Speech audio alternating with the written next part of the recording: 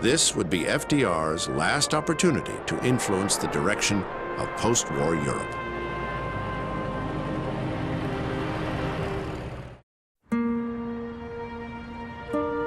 Roosevelt's fourth inaugural was held at the White House instead of the Capitol.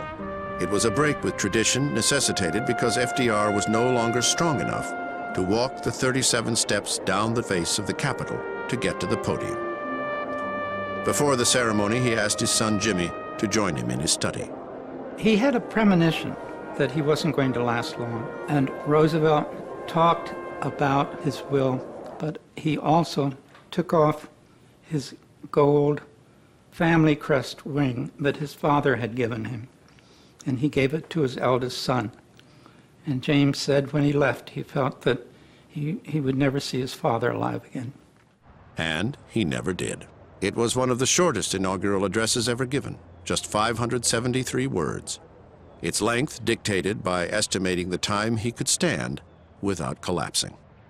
In the days and the years that have come, we shall work for a just and honorable peace, a durable peace, as today we work and fight for total victory in war. On January 22, 1945, Roosevelt left on the battleship USS Quincy for the 10-day trip to Yalta. For the first time, FDR took his Secretary of State to a wartime conference. By now, it was Edward Stettinius, a man whose fortunes had risen by virtue of his unwavering loyalty to Roosevelt. Cordell Hull had resigned 2 months earlier, telling his staff he was tired of White House intrigue, tired of being bypassed, tired of being relied on in public and ignored in private. What lay ahead was the longest, most hazardous journey of Roosevelt's life. He was given immense briefing books to read about all the different issues that were going to be discussed. He just completely ignored them. On the ship going over, he just sat staring out at the space. You know, he was practically incapable of any kind of thought. Hugh Lungi was part of the British delegation sent out to Yalta to prepare for the conference. He met Roosevelt when his plane landed at Saki Airfield. Well, the first shock was seeing him at the airport and seeing him look this color. And there was Roosevelt looking absolutely terrible, like a waxen figure, and not enjoying it at all, I don't think, because it was cold and windy on this snow-covered airfield. Much has been made of the president's diminished capacity at Yalta, that the unsatisfactory outcome was driven by his illness.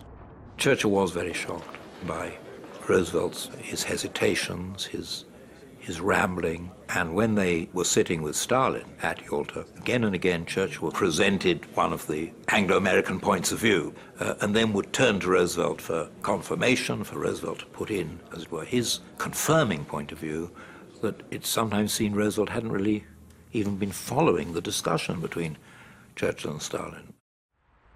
Certainly, the American president did acquiesce to Soviet demands that they be allowed control over Eastern Europe, although Roosevelt had already signaled that position at Tehran. He also gave in to Stalin's demands for veto power in what was to become the United Nations. So he made concession after concession to Stalin, which appalled a lot of his advisors, particularly on the issue of Poland. Basically, he said to Stalin, "It's yours. Just paper it over and make it look good." Winston Churchill, for all his reservations, became a party to the deal. He could have walked out and did not.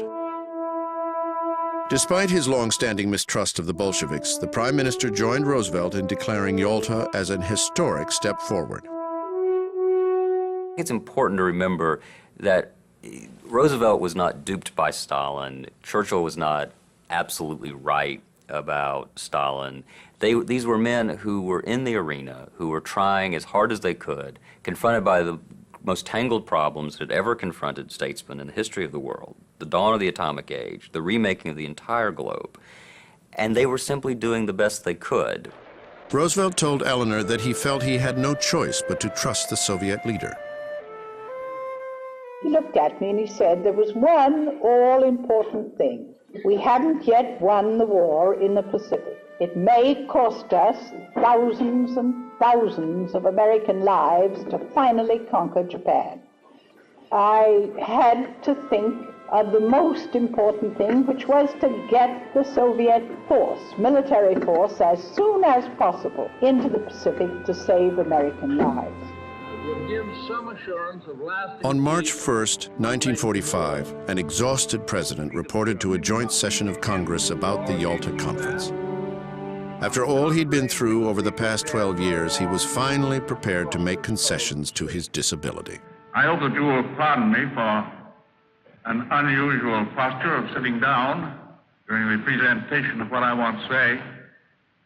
I know that you will realize that it makes it a lot easier for me in not having to carry about 10 pounds of steel round on the bottom of my legs, and also because of the fact that I have just completed a 14,000-mile trip. FDR told his daughter Anna that his headaches were intensifying, and he was often debilitated with pain. But Dr. McIntyre insisted that all Roosevelt needed was time in the Georgia hills to gather his strength. Among those who joined FDR in Georgia were his cousin Daisy Suckley, and by arrangement with Anna, his forbidden love, Lucy Rutherford. His worsening condition was obvious. On April 11th, they went to his favorite scenic spot, Dowdell's Knob, to look over the Pine Mountain Valley. It was spring in Georgia, and there was rebirth in the air. Far away, American soldiers crossed the Rhine. The Marines had landed on Iwo Jima and Okinawa. That evening, he was back at the little White House, his home at Warm Springs, complaining of acute head pains and running a low-grade fever. April 11th, 1945. When Franklin was ready for the night, I got his gruel and took it to him. He lay on his back and began to pull the covers up to his chin, shivering and saying he is cold. He is too weak to raise his head, so I proceed to feed him with a teaspoon, and he loves it. He talked about his part in world peace. He then relapsed into babyhood for the rest of the gruel. I kissed him good night and left.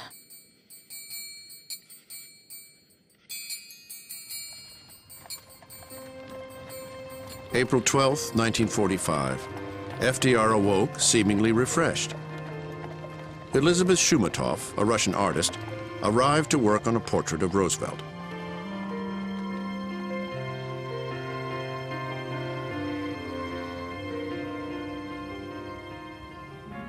At noon, Madame Shumatov remarked that he seemed so much better today.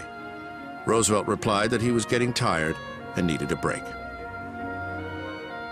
In a rare voice recording, Daisy Suckley picks up the story.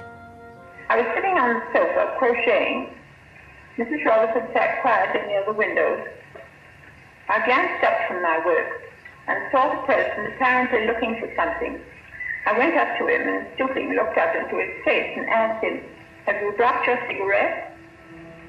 He looked at me as furrowed with pain and tried to smile. He put his left hand up to the back of his head and he said, "I have a terrific pain in the back of my head." With that, he collapsed on the floor and was carried, a dead weight, into his bedroom. Dr. Bruin, who had first diagnosed his congestive heart failure a year earlier, arrived but could do nothing. For 2.5 hours, FDR clung on to life as Daisy sat outside his door, listening. A little after 3, the president's breathing became very heavy and labored. At that moment, the heavy breathing stopped. I looked at my watch. It was 25 minutes before. Eleanor was in Washington when she was informed of her husband's death. When she arrived at Warm Springs near midnight, she was devastated to learn that Lucy Mercer Rutherford had been with Franklin on the day he died, and that her daughter Anna arranged the trip.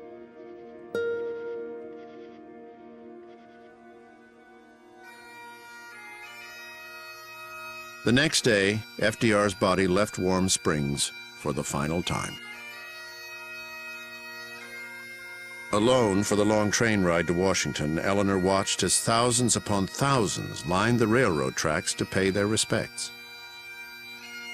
It was the beginning of a personal reassessment.